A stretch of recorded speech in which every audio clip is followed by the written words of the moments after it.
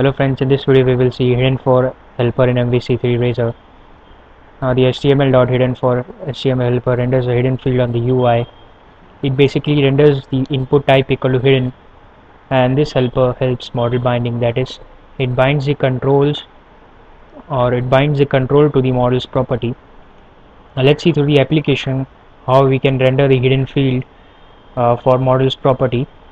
And this is a MVC3 application wherein I have a index.csv HTML view. Now the view looks like this.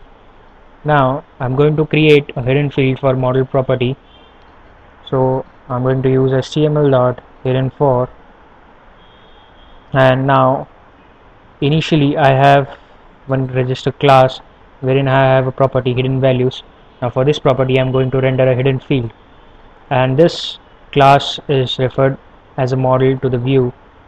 So now the first parameter it accepts is the lambda expression, and I'm going to render a hidden field for the hidden values.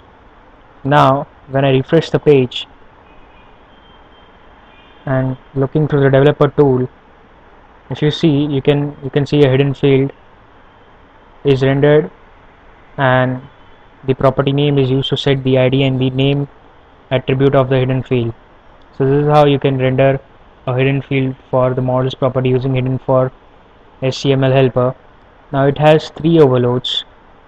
So you have just saw the first overload.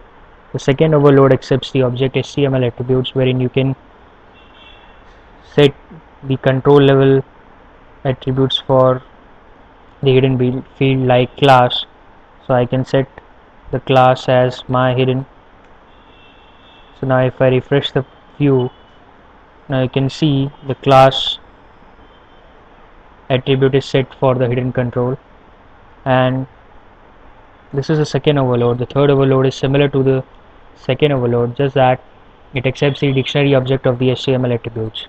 So you can create a dictionary object, you can pass multiple attributes, and then you can apply it to the control. So this is how you can use hidden for helper for rendering hidden field and for model binding. Thank you friends.